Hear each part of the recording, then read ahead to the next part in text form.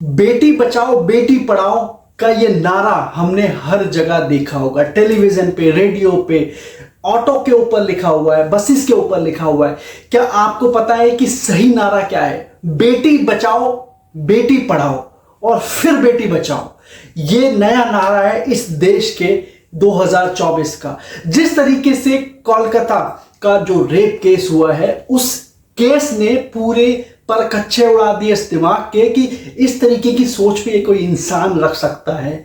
किसी ने ये बोला कि ये एक प्लानिंग के साथ हुआ है, किसी ने ये बोला कि इसमें पॉलिटिकल पार्टी इन्वॉल्व है, किसी ने बोला कि स्ट्राइक करने से सब कुछ होगा, किसी ने क्या किया, किसी ने क्या किया। लेकिन एट द एंड उस बाप के ऊपर, उस माँ के ऊपर क्या बीत रही है जिसकी बच्ची आज की डेट में दुनिया में ही नहीं है।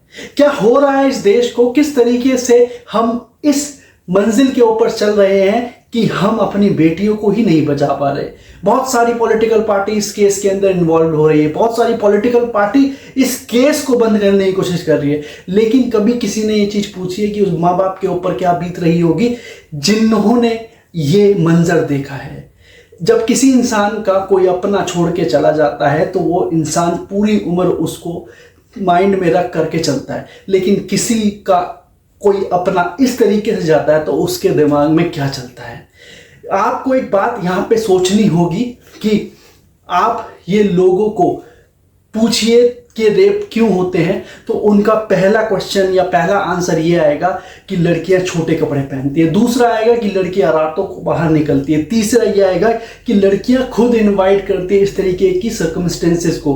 क्या आपको पता है कि रेपर्स, जो आज के डेट में जो रेपर्स होते हैं, रेपिस्ट होते हैं, उनके दिमाग में क्या चलता है?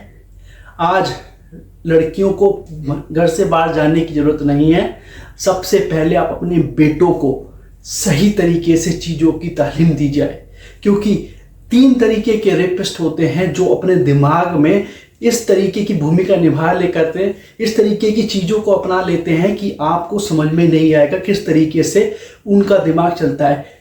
जो रेपिस्ट होते हैं 3 प्रकार के होते हैं। सबसे पहला पावर रेपिस्ट, जो अपनी इस गंदी हरकत के लिए अपने आप को पावरफुल समझता है, इस मुहिम को, इस तरीके की चीज को अंजाम देने के लिए वो अपने आप को बहुत पावरफुल समझता है। दूसरा होता है एंगर रेपिस्ट। एंगर रेपिस्ट वो होता है जो इस तरीके की हरकत करते समय अपना गुस्सा निकालता है और पीड़िता को इतना ज्यादा परेशान और मोलेस्ट कर लेता है कि उसको ऐसा लगता है कि मेरा सारा गुस्सा यही खत्म हो जाएगा। तीसरा सबसे इंपॉर्टेंट सैडिस्ट रेपिस्ट, वो इस तरीके का घिनौना इंसान होता है कि वो अपने आप को इस तरीके की हरकत करते हुए समझता है कि मेरे से ऊपर कोई भी नहीं है, मैं ही हूं सब कुछ। तो दोस्तों, इस चीज को आपको ये समझना होगा कि हमें इस सिचुएशन में क्या करना चाहिए। हमें आवाज उठानी चाहिए इस पूरे ब्रह्मांड के खिलाफ कि किस तरीके की सोच हम लोग रख रहे हैं, और इंडियन गवर्नमेंट को या फिर किसी भी देश की गवर्नमेंट को इस तरीके का रूल बनाना चाहिए कि इस तरीके की हरकत कभी जिंदगी में कोई भी रेपिस्ट किसी बच्ची के साथ, किसी बच्चे के साथ ना करे। तो इस चीज के ऊपर आपकी क्या राय है, प्लीज कमेंट सेक्शन में जरूर डालिए। Thank you.